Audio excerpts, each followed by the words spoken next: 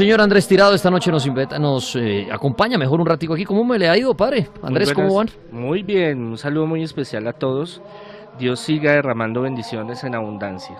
Está recién desempacado de Brasil, ¿no? Bueno, hace ya unos días por acá. ¿Cómo le fue? Allá fui a calentarme un ratico. ¿Qué estuvo haciendo por allá? ¿Qué tenían?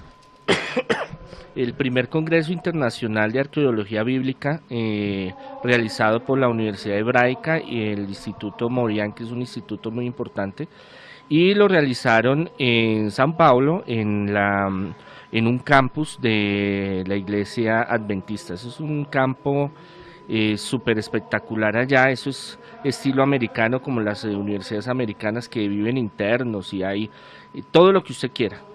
Campos, piscina, todo lo que usted quiera. Sí, ya que usted tuvo la oportunidad de ir a Brasil, padre, y siempre me gusta pensar de pronto, no todo el mundo sabe, no todo el mundo tiene la oportunidad de viajar.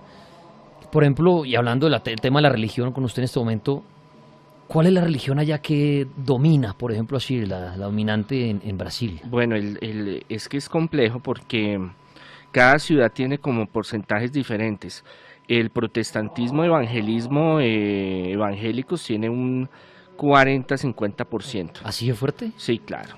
Después sigue el espiritismo, la macumba, la santería, el palo mayombe y todas esas, póngale un 20% y un 30% el catolicismo. Lo que pasa es que el catolicismo está muy regado y en ese catolicismo hay muchas vertientes, digamos católica, apostólica y romana es un 20 y algo de por ciento, el resto son ortodoxos, anglicanos, véteros, independientes. Hay mucha, lo que pasa es que Brasil ha tenido una mezcla muy interesante y de las Primera y Segunda Guerra Mundial llegó mucho europeo y trajeron muchas cosas, ¿no? Y la presencia indígena y la presencia africana fue muy fuerte en Brasil en ciertos sectores, ¿no? Entonces Brasil está dividido en el norte, que son, digamos, los negritos, familia, ¿oís? Sí. Y de ahí para abajo, pues, colonias europeas, alemanas, italianas. Entonces es más fuerte este tema que muchos resumen en llamarlos como la brujería que el catolicismo. Súper, claro, porque es que ahí es el famoso sincretismo, la fusión entre las diferentes, digamos, para que entendamos un poco, el vudú, la santería, la macumba, todas estas líneas no son iguales, son diferentes. Digamos que el pueblo africano tiene diferentes pueblos y esos pueblos tienen tradiciones y formas de hacer brujerías diferentes. Y llegaron, digámoslo, a Brasil y se sincretizaron, se fusionaron con tradiciones indígenas, tradiciones locales. Portugueses, españoles también trajeron sus cosas. Y como pues Brasil ha sido un punto muy estratégico en Sudamérica, pues de muchos lados, ha cogido mucha fuerza y lo que es el fútbol, digámoslo así, lo que son los carnavales y lo que es la brujería es muy marcado en la tradición, eso es algo muy, muy obligatorio. Este tema de la brujería interesante, padre, y va uno por las calles, usted tuvo la oportunidad de estar en San Pablo, no sé si conoció más lugares, pero ¿se ve así la brujería de fácil que uno vaya caminando por ahí o es algo que está todavía secreto en algunos barrios, en algunos sectores que uno dice, no se ve así tan fácil como usted caminando y ver una iglesia? ¿O si se ve así por las calles? Lo que pasa es que Brasil es muy bonito, hay ciudades muy bonitas y hay lugares como México. Usted va a México y usted le dice, mire, está en la calle de los brujos. Okay. Todo lo que usted encuentra ahí es brujería. Sí. Y entonces en Brasil hay lugares donde usted va y encuentra todo lo que quiera. Le dicen, hermano, le convierto a su suegra en un sapo, le desaparezco, todo. Le hago, le quito, le pongo. Y digámoslo así, se maneja, todo el mundo sabe que hay sitios, hay lugares, hay gente que se dedica a esto y lo ven muy normal, lo ven como decir, voy a donde el esteticista, voy donde el odontólogo, voy donde el arquitecto. Sí, son cosas que no es como acá, ay, ¿cómo así? ¿Usted va a ir allá? Uy, ¿cómo? No, tenga cuidado. No, allá es una cuestión mucho más cultural y tanto es tan natural, digámoslo así, ya espontáneo, que van donde los brujos hacen sus vainas y después salen a la misa o al culto evangélico o cosas que no tienen nada que ver, pero que allá lo supieron, digámoslo, como unificar. Es como, por ejemplo, cuando hay carnavales, que es un desfogue de todo, pero al tiempo está la iglesia y bueno, vamos a la misa y después nos vamos a pasear y vamos al carnaval y después voy donde el brujo y hay tradiciones de tradiciones, abuelos, padres, hijos, que son muy marcadas allá. Padre, en este viaje, ya que estamos tocando, ahorita ya me va a hablar de la arqueología bíblica que me llamó la atención cuando dijo que fue a eso, pero en este viaje en el camino se cruzó con algún brujo estando allá o vio o algún ritual o algo por casualidad o algún brujo compartió con usted y hablaron de esto. Digamos lo que unos ya, digamos, conoce ciertos perfiles y uno trataba como de alejarse. Habían unos como muy reservados, ¿no? Que uno va y dice, no, pues uno le da como la sensación y ciertas cosas sí, pero hay otros que sí tenían sus amuletos y sus cosas y andaban, haga de cuenta estar en el África, digámoslo así. Ok. Y usted sí que es como ya es muy natural. Y en ciertos lugares, en otros no, en otros usted va ahí normal, como en Bogotá o en otras ciudades. Depende del sitio donde usted se vaya moviendo y donde usted vaya andando.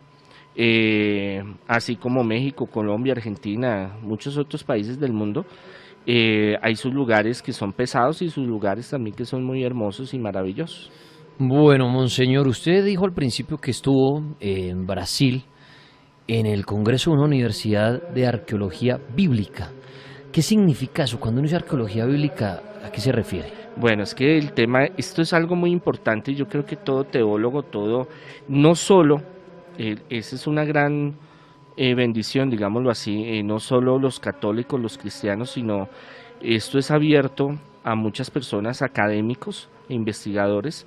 La arqueología es una ciencia, ¿no? Que es desenterrar el pasado, eso es la arqueología.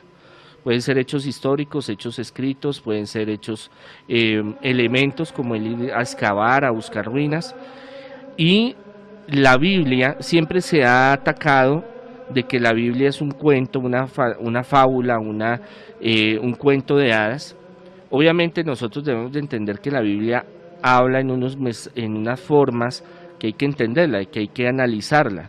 Cuando Jesús dice, si tu ojo, tu mano te hacen pecar, córtatela, porque es preferible que llegues al reino de los cielos manco y ciego a que quedes por fuera, habla en un sentido donde hay que darle una interpretación, no hay que tomarlo de forma literal. Entonces hay hechos históricos que están en la Biblia que al pasarlos a la historia y a pasarlos a la arqueología dan un fundamento, digámoslo así. Entonces la arqueología bíblica es el buscar en la arqueología los hechos reales que sustenten a la Sagrada Escritura.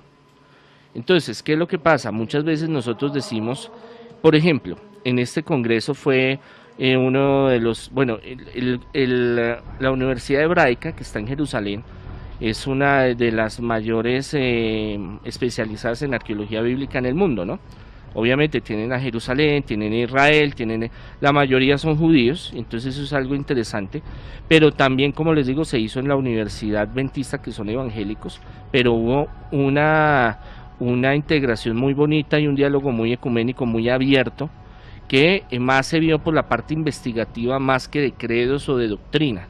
Ah, es que yo soy católico, es que yo soy judío, es que yo soy musulmán, es que no, todos nos fuimos por ese ámbito. Entonces ellos hacen cursos, ellos tienen especializaciones. Está el Centro Moorian, que es un centro que organiza peregrinaciones a hacer arqueología bíblica al que quiera ir específicamente a los lugares donde estuvo Jesús, por ejemplo, o los lugares donde fue el templo de Israel. Entonces usted se vaya así como Indiana Jones y se pone su sombrerito y vamos a cavar y metámonos por aquí. Entonces se vuelve algo más interesante que lo académico, que le pongan una presentación en PowerPoint y diga, dormido. Esta es el río no sé qué, esta es la iglesia tal. Claro, usted lo meten allá y metas ese hueco y mire lo que hay acá y aquí pasó. No a la teoría, pero sí a la práctica. Exacto, entonces la arqueología bíblica viene a desmitificar muchas cosas que se creían y a reafirmar muchas cosas que sí existen. Eso me interesa muchísimo para esta noche con el monseñor Andrés Tirado, que nos acompaña y Y bueno, estuvo en este congreso, porque creo que uno de los grandes misterios que hay en la vida es la Biblia. Este libro que creo que muchos de ustedes han tenido en la mano y a veces leen a partes y no entienden absolutamente nada. Otros sí la estudian, la entienden, es complicada. Pero entonces, lo que usted dice, padre, en este congreso tratan es de decir, mire, esto ya se comprobó. Claro, esta es la Listo, investigación. todo esto dice la Biblia, pero vamos a tratar de confirmar todo esto Claro. que está ahí. ¿Qué cosas nos puede contar que hayan confirmado y también hayan dicho, no, esto sí, la verdad, aún no se ha comprobado? Bueno, hay muchas cosas. Por ejemplo, hace 5 años, ahí estuve el arqueólogo, fue un grupo de varios especializados de varios países Sí, en arqueología y arqueología bíblica, personas de gran trayectoria y conocimiento. Entonces fue un arqueólogo de Jerusalén que descubrió el Siloé, la fuente del Siloé, que eso es algo muy importante para el cristianismo. ¿Qué es el Siloé? Los rituales judíos siempre exigían que usted antes de pasar al templo hiciera unas purificaciones, hiciera unos lavamientos, se lavara, se purificara, y las fuentes eran algo muy importante. Jesús hace uno de los milagros más fundamentales, coge barro, escupe, hace 2 bolitas y se la pone en los ojos al ciego, y le dice, vaya al Siloé, que es un estanque grandísimo, y se baña los ojos ahí, y después se va al templo y da su ofrenda por la sanación que yo le voy a realizar. Y entonces sí, listo, no sé qué, el cieguito va andando y llega hasta la fuente, era un ciego de nacimiento, y se lava en la fuente con esa agua, inmediatamente puede ver. De ahí entonces, aleluya, bendito sea el Señor, llegan fariseos, saduceos a montársela, a decirle, hermano, bueno, ¿qué pasó? ¿Quién lo sanó? Que no sé qué. No, el Señor de allá, que es el Señor, que es el Mesías, y él me sanó y no sé qué. Pero ¿cuál Mesías? ¿Que cómo fue? ¿Que sí se más? sí. ¿Y usted acaso no era ciego de nacimiento? ¿Y cómo viene a hacer esto? Entonces él fue y va y paga su ofrenda al templo por ese milagro. Cada milagro o algo extraordinario se daban ofrendas al templo. Resulta que por muchos siglos se pensaba que no existía. Y haciendo una excavación en una casa tenía problemas de goteras y tenía problemas de alcantarillado, empiezan a profundizar y la encuentran. Entonces dan relatos, o sea, eso confirma de que sí existía la fuente. Por lo menos existía la fuente donde dicen que el cieguito se curó. Cieguito se sanó. Y era una fuente muy importante porque el rey David la mandó a hacer especialmente para muchísima gente que fuera. Eso no era pequeño, eso era una piscina olímpica, para que me entiendan.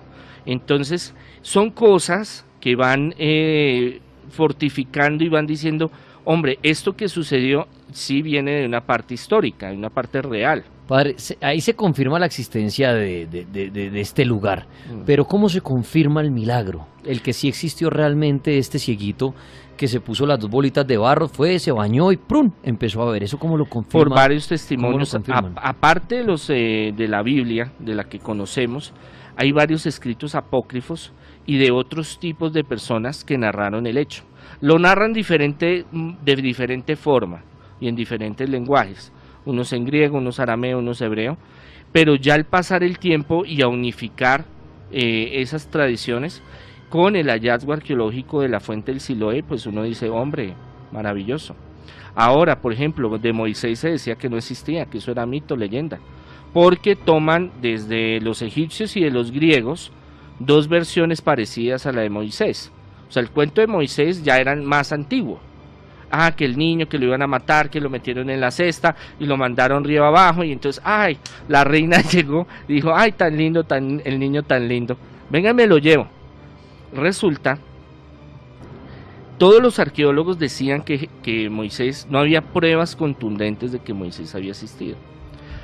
Encuentran una estela, una piedra grandísima, porque los egipcios llevan un control muy profundo de la historia de ellos. Han quitado partes, digámoslo así, de varios faraones, pero en sí de las guerras y de los conflictos y de la historia, ellos llevan un registro muy exacto, y no aparecía el pueblo de Israel.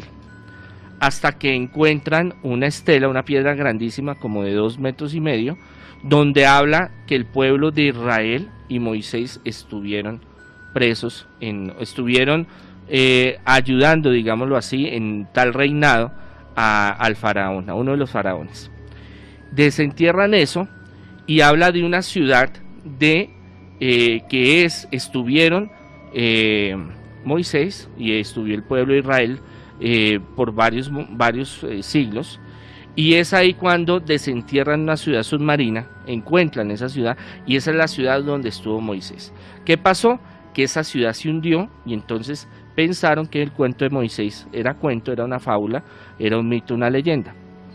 Otro hallazgo fue en el Mar Muerto, que se pensaba que no habían pasado por el Mar Muerto, sino por el Mar de Cañas. O sea, la tradición en griego es Mar de Cañas. Eso quiere decir de que no pasaron por el mar, como vemos en la película, que el mar se abre, Que Moisés lo abre.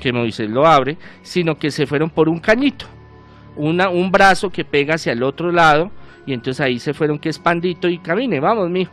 Sí, que por ahí no hay que meter no hay el efecto. riesgo, exacto, ahí no pueden abrir las olas. Sí. Pero en el Mar Rojo hicieron una excavación submarina y encontraron carretas, y encontraron espadas, y encontraron armadura del periodo que se habla donde Moisés pasó por el Mar Rojo. Entonces, Que fue que, para los que no lo saben, que supuestamente los estaba siguiendo el ejército, claro, y abre el mar, pasan Moisés y su combo de gente, y luego vuelve y cierra el Y se mar, cierra. y ahí es donde quedan todos los caballos, los soldados y las carrozas. lo más impresionante es que cada poco de tiempo, 30, 40 años, es un punto donde hay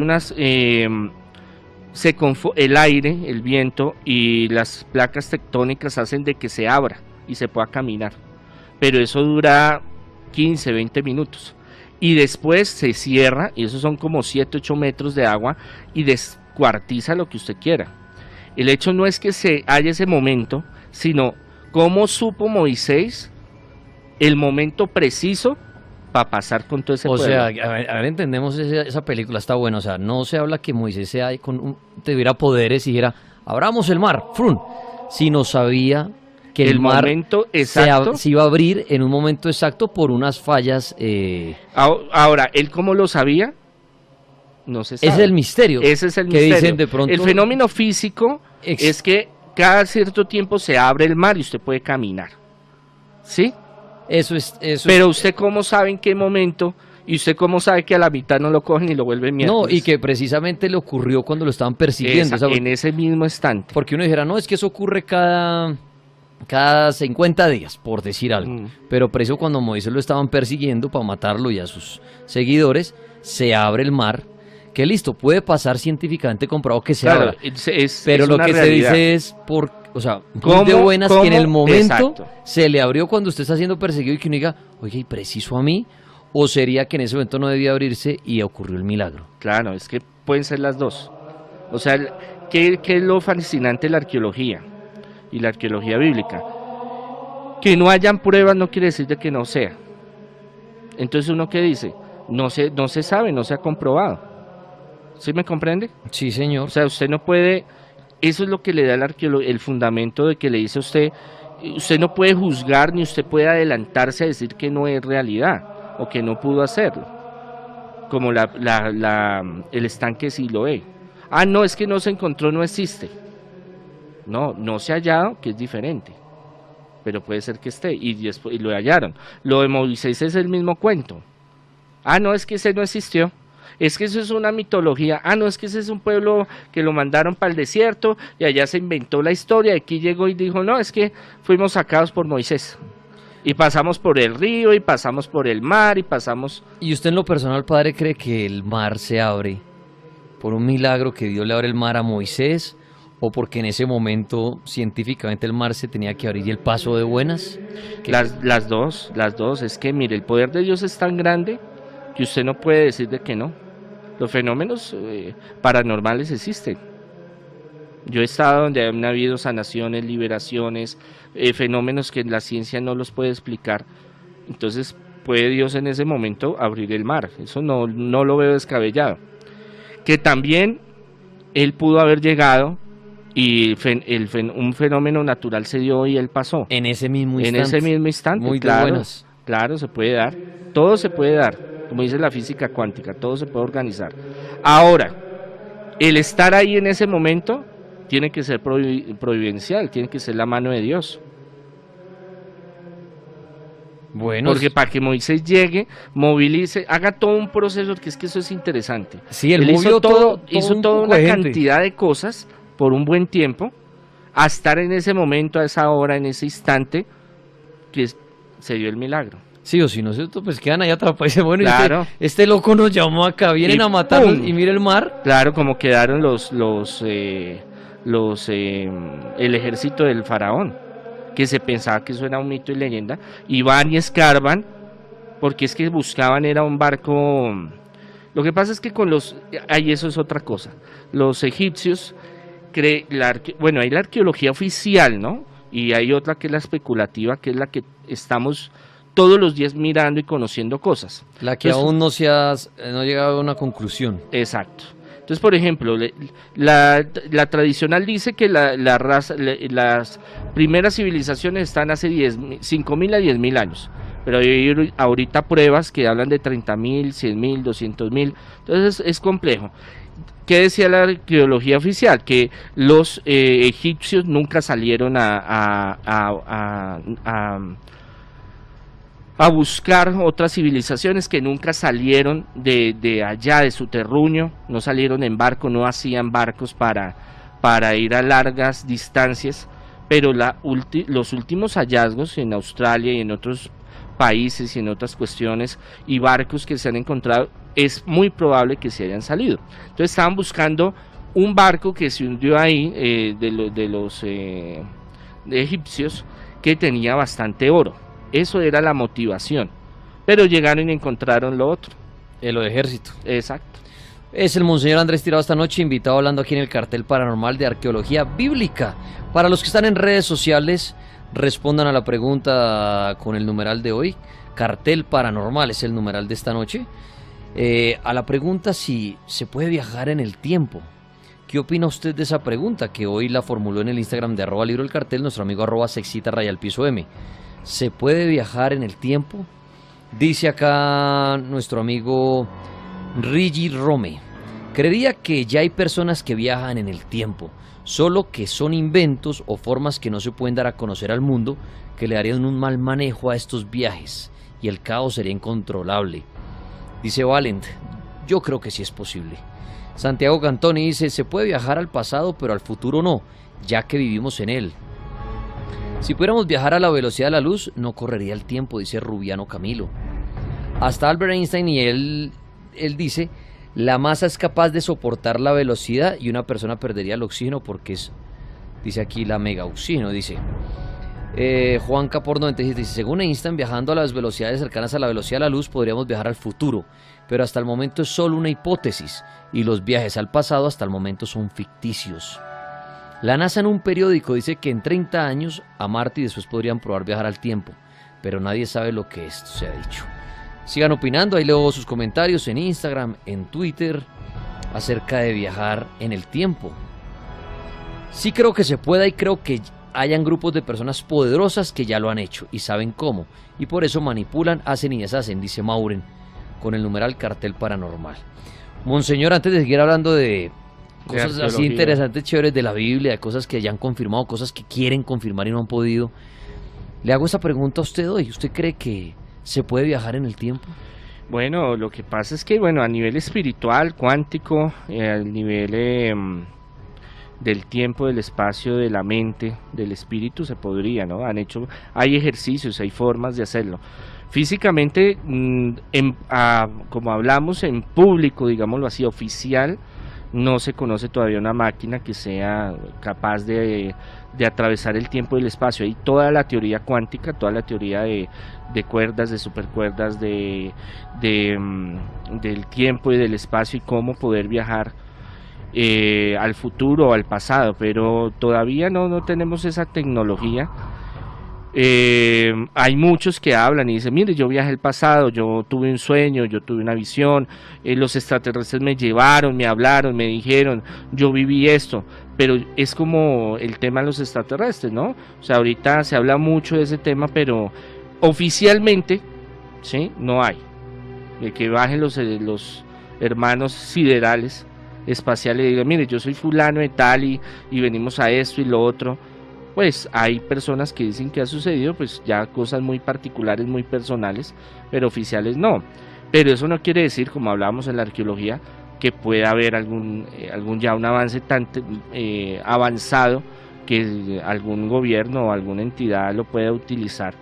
Eso haría un conflicto en el espacio, en el tiempo, y cambiaría un poco de pronto el futuro o el presente. Es complejo, eso se llama una paranoia del espacio. Entonces no hay esa, digámoslo así, esa fidelidad de yo decir, no, es que sí existe, pues tampoco puede decir, no, es que no puede ser realidad.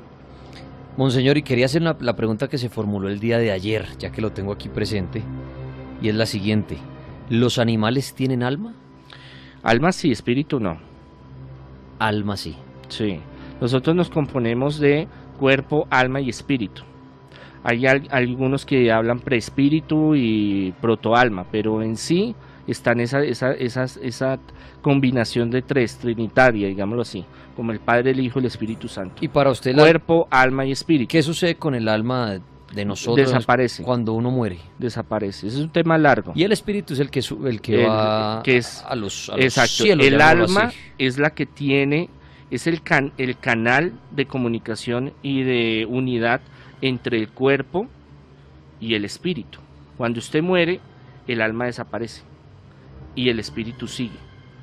En los animales pasa eso. ¿Qué es lo que pasa? Que hay culturas indígenas y ancestrales, y como ahorita van a hablar de los vikingos, que es un tema muy apasionante, hay culturas donde hay veneración a animales, a esos espíritus de los animales, pero no son espíritus de animales, sino son espíritus antiguos que toman, digamos, facciones de animales, como el águila, como el lobo, como el coyote, como el león, pero en sí son espíritus que vivieron, o ángeles caídos, demonios que toman esa particularidad de manifestarse en diferentes animales, digámoslo así. Pero el alma, y bajo varios experimentos que hemos hecho y yo he hecho, de un animal, desaparece ese ser y desaparece el alma. Todos tus miedos en el cartel paranormal de la Mega. Avanzamos en la noche de hoy con nuestro invitado, el Monseñor Andrés Tirado, hablando de arqueología bíblica. Tema interesante, estuvo hace poco en un congreso en el Brasil, y qué bueno que haya venido, padre, a enseñarnos cosas de lo que usted aprendió allí.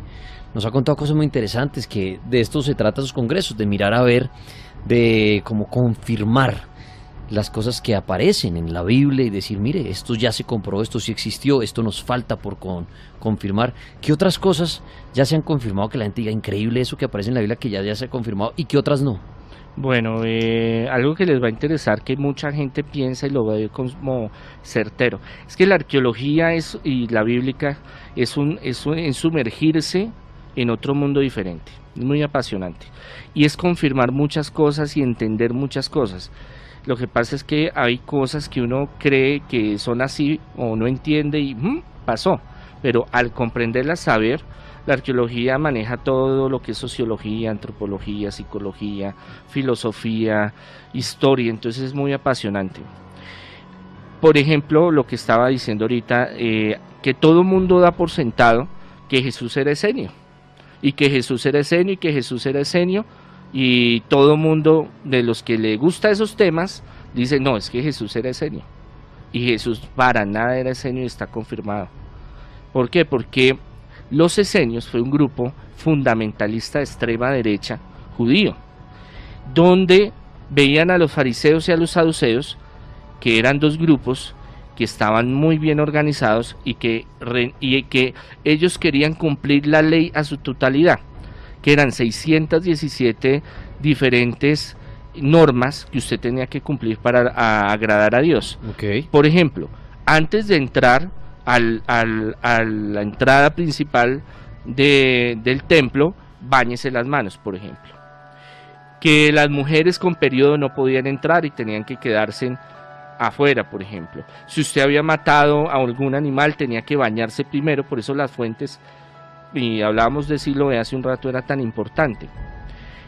¿Qué pasaba? Que este grupo quería llegar a un extremo en el cual querían vivir en carne propia esos 617 mandamientos estrictamente.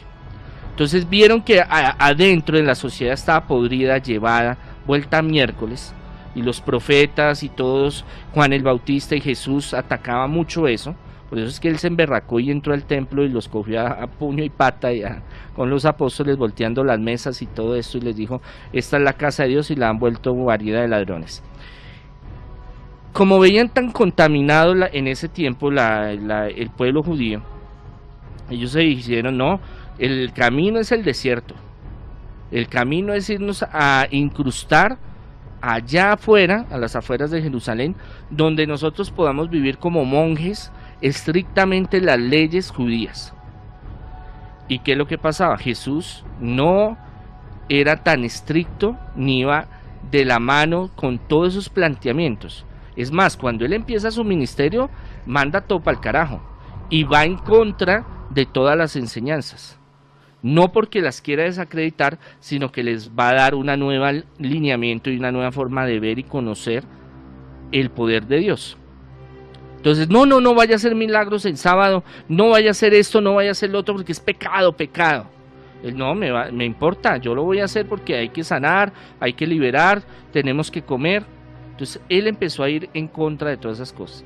Entonces, por eso, Jesús no fue exenio. De pronto compartió un momento, pero no fue como Juan Bautista, que sí estuvo en el desierto, se crió en el desierto. Jesús era más sociable, él fue a la sinagoga como los apóstoles, y él era fariseo. Jesús era fariseo. Que nosotros pensamos que los fariseos es lo peor. ¿Por qué? Porque Jesús les daba duro, les decía: raza de víboras, sepulcros blanqueados. Lo que pasa es que la Biblia habla en un género muy bonito, y no va a decir: es que Jesús le echó la madre, es que Jesús los insultó, es que Jesús los trató mal.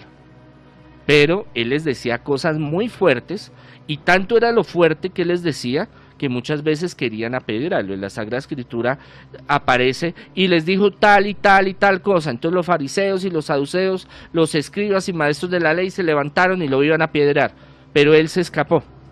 Así varias cosas, porque él empezó a desarrollar su ministerio quitando todas esos fanatismos que no eran más que reglas, porque para él era el amor, la confianza, la entrega a Dios mucho más importante. Por eso es que los judíos lo llaman el profeta del amor, porque él habla mucho sobre esa parte. Y entonces ese pensamiento que fue esenio, hay que olvidarlo.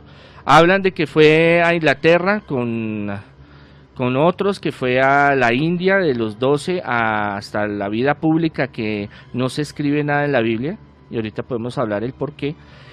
No hay pruebas contundentes de que él haya ido allá. Sí, eso que usted acaba de decir es interesante, a muchos le llama la atención porque se habla de la niñez de Jesús y se habla nuevamente cuando vuelve ya digamos de adulto, a sus 33 años, que llega, aparece y bueno, y reúne a los apóstoles, empieza a hacer sus últimas tareas, deja el mensaje, lo crucifican y chao. Pero ¿qué pasó? Y resucita, no me corte el pedazo. Bueno, entonces resucitó al tercer día, sí. Resucitó al tercer día, subió a los cielos, hasta ahí. Pero entonces, padre, ¿qué pasó con Jesús? Y eso, y tenía otra pregunta que hacerle de la Biblia, y es: usted dice que a través de los estudios, los congresos y de la arqueología, se trata de confirmar esos sucesos que están escritos en la Biblia. ¿Qué pasa cuando algo no logra confirmarse o se confirma que es mentira? Algo que está en la Biblia. O que no es exacto. ¿Qué hacen? Sacan una nueva edición y dice la iglesia y sale el Papa mañana, sale una nueva Biblia porque resulta que en una de sus páginas decía, voy a inventar, eso invento yo, que Jesús caminó sobre las aguas y se confirmó que eso es falso. ¿Y qué hace la iglesia? O se quedan callados y dice: uy, no enteramos que eso es mentira, eso no diga nada. Lo que sucede es que hay una cuestión que es materia de la fe, y es la tradición que se ha llevado. Entonces eso no se cambia, eso quedó así, digámoslo así. O sea, no se usa la palabra mentira.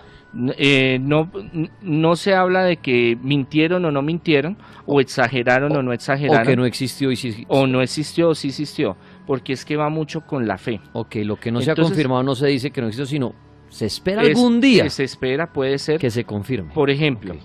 el Vaticano, en Vática, en el Monte Vática, que es donde está la Capilla Sistina, está el Vaticano, se dicen que los restos que están ahí son de Pedro.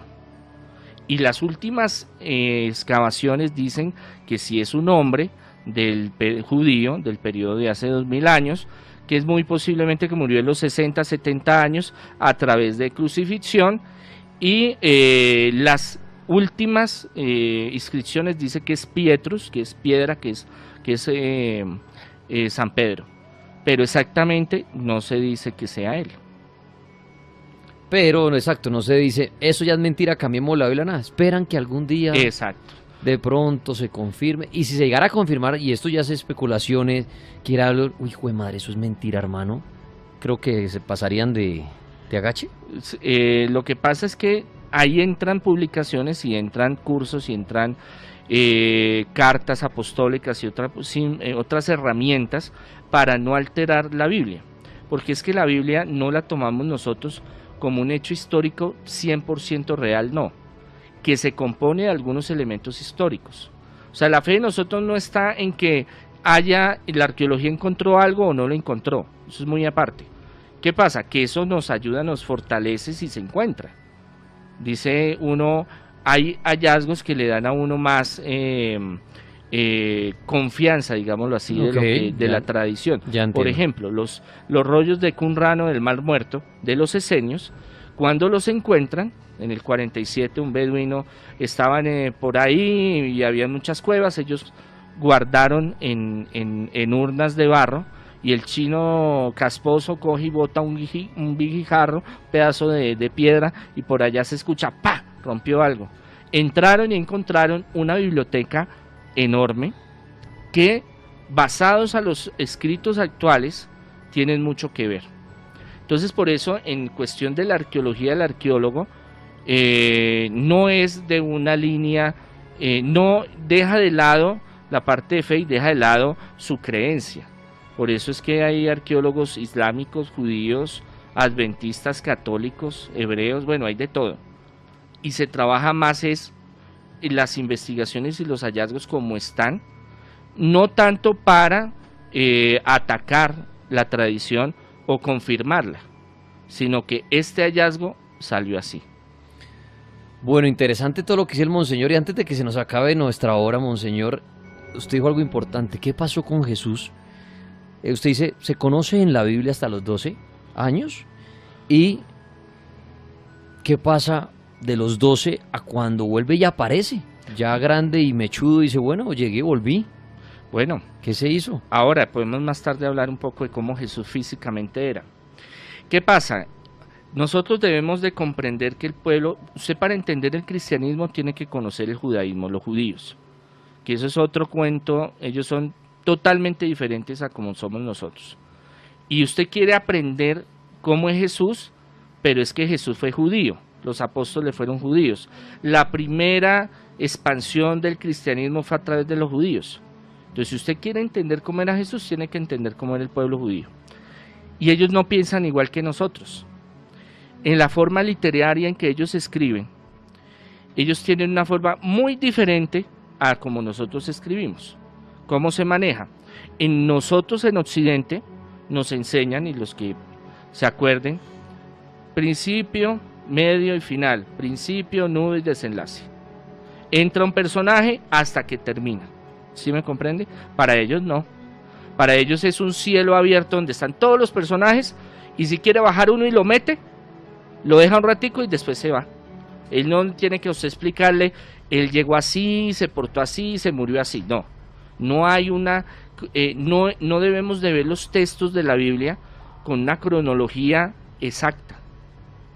Ellos van escribiendo, y sobre todo los evangelios se escribieron tratando de dar el punto ideológico de Jesús.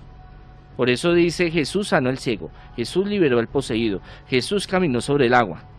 No tiene un contexto, Jesús y sus 5 primeros años, Jesús y los 10 años, Jesús y los 20 años, porque los evangelios se centran, los sinópticos, los canónicos, los que nosotros tenemos a la mano, en dar más que todo de la ideología y de lo que Jesús hizo. Pero entonces de los 12 a los 33 no hizo nada interesante. Ya, espérese, aguántese.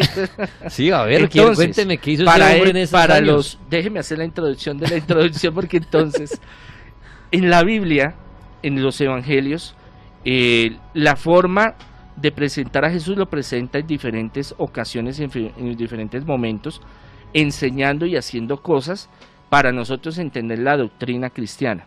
No es una novela, no es un libro, una biografía exacta, no lo es.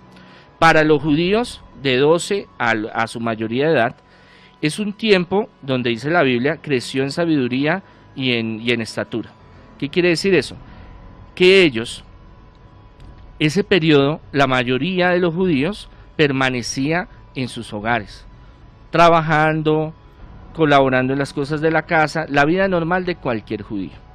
¿Qué se habla? Hay libros apócrifos del año 200, 300, 400, y gnósticos, donde dice que Jesús con José de Arimatea fue a Londres, Inglaterra, que fue a la China, que fue a la India. Hay los mormones que dicen que estuvo en Estados Unidos, en ese mismo tiempo, al mismo momento.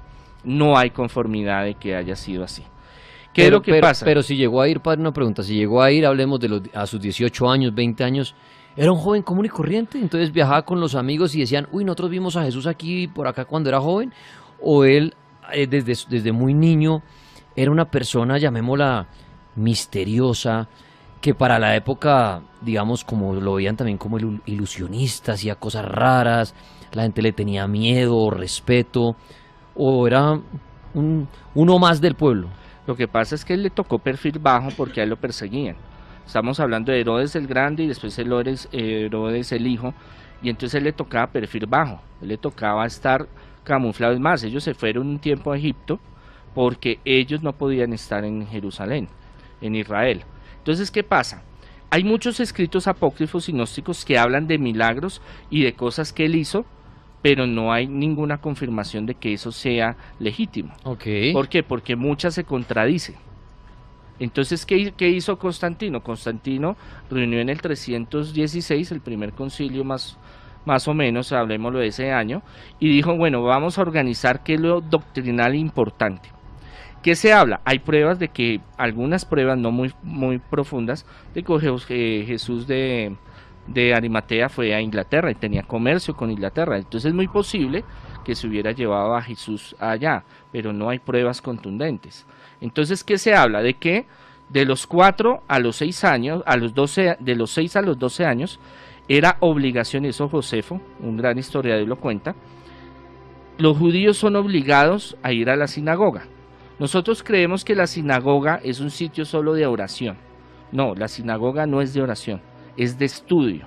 Aprendían a leer, aprendían a sumar, a restar, la Torá, a discutir, filosofía, aprendían filosofía. Entonces, de esa edad, Jesús estuvo ahí. A los 12 años lo llevan al templo y es cuando él se pierde y José pues casi se arranca el cabello y María se enloquece porque pierde 3 días y van hasta el templo y ven que está con los letrados, los escribas, los fariseos más importantes hablando cosas de Dios.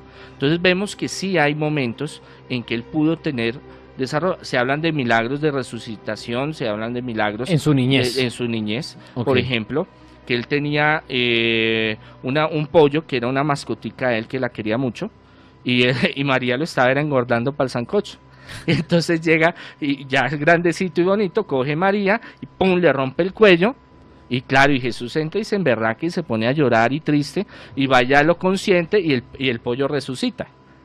Pero estos no son cosas que sean en la cristiandad antigua, digámoslo así, comprobables, sino más bien puede ser mito, puede ser leyenda, puede ser tradiciones, digámoslo así, que se han recogido. No hay una investigación de relatos de primeras personas como el transcurso de los 70 años a escribir después de la resurrección de Jesús.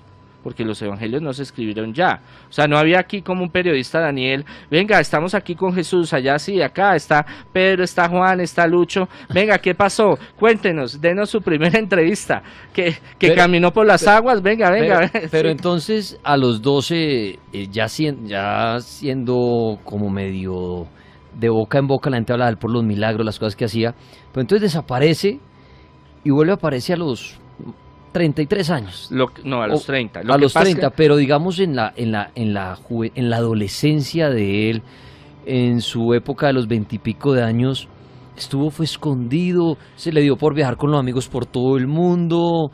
Se habla, Se habla de muchas cosas, pero no hay certeza de ninguna. ¿De qué hizo en esos ¿Qué años? hay de certeza? De lo que más se sabe es que vivió una vida muy normal. Le ayudaba a sus quehaceres a María. José se murió ya viejito y cuando él tenía como por ahí 14 años, Ujú. más o menos en esa parte se maneja eso. No hay, para los que escribieron los evangelios, todos esos detalles son de curiosidad, Ok. más no de salvación, no son doctrinales, no son de conocimiento sobre el trabajo de Jesús. O sea- Para los evangelios, para los evangelistas y los que escribieron después de ellos, terminando de escribir los evangelios, para ellos era importante llevar el mensaje, lo doctrinal, lo que Jesús enseñó en sus 3 años de O sea, peregrinación. el fuerte de Jesús fue su niñez y luego de los 30 años sus 3 años. Exacto. Y el resto dicen, fue una persona común y corriente. Si fue hizo un milagro por allá en tal sitio y salvó a un perrito. Mire, son ahí especulaciones. está más el no Evangelio de comprobadas. María, no María Magdalena, sino María, la mamá de Jesús, donde se dice que ellos se fueron a la India y que ella hacía milagros, ella estando embarazada, pero no hay pruebas que usted pueda decir arqueológicamente fue así. Bueno, muy bien. Hay mucha especulación. Es, por ejemplo, cómo era Jesús físicamente. Entonces todo el mundo tiene la figura del Brad Pitt americano, entonces los ojos verdes, mechudo, alto, así como yo, guapote, ¿sí? Pero a la hora de la verdad y con las investigaciones, pudo haber sido negro, pudo haber sido de piel color oliva, como los judíos, no se sabe, aunque hay un relato de Poncio Pilatos del juicio, pero eso ya es apócrifo, donde habla de más o menos físicamente cómo era Jesús, y es parecido, digámoslo así, un poco más castaño el pelo, un poco más trigueñito, los ojos más color miel, digámoslo así. ¿Qué es lo que pasa? El problema de Israel es que todo el tiempo fue un sitio donde iba y venía gente, se mezclaron, o sea, la raza, y esto sí me perdona a los judíos, y por eso es que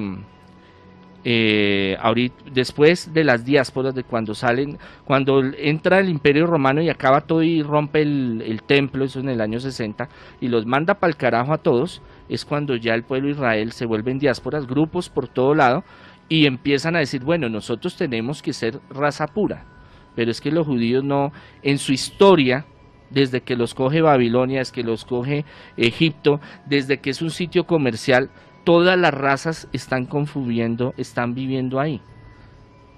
Entonces, no podemos decir es que Jesús fue exactamente de tal y tal forma. Ahora, si Jesús fue alto, bajito, gordo, negro, ojos miel, ojos No, eso es lo negros, que menos. eso Es los milagros y todo lo que especulación, hizo. sí, es como si, es que Jesús se comió a María Magdalena. O sea, eso no le quita, no le pone. Hablamos de un dogma que es el verdadero Dios y verdadero hombre. Entonces, si decimos que es verdadero Dios, verdadero hombre, él también sintió deseos. Que se sepa que se la comió o no se la comió, eso es otro cuento. Pero eso no le va a quitar su divinidad o su mensaje o la tarea que él vino a hacer. ¿Usted cree que él dejó, para ir cerrando, padre, linaje usted por ahí cree que perdido. él dejó Los carolingios. hijos, No hay nietos, pruebas, no hay familia? pruebas, puede ser, no hay certeza de que haya sido. Aún en la parte histórica, la parte arqueológica, más de uno quisiera que hubiera esas pruebas. Para mí hubiera sido genial que se hubiera metido con María Magdalena y tuvieran hijos, por ejemplo. Eso no le quita que sea Dios, no le quita que vino a dar su vida, eso no le quita nada, al contrario. Es más, un rabino judío, a él le dicen varias veces, usted es rabino, usted es maestro.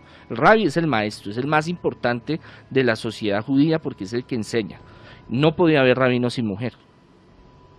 para la cultura del año primero, usted no tenía mujer, hermano, usted era objetivo militar, falso positivo, pierde el año.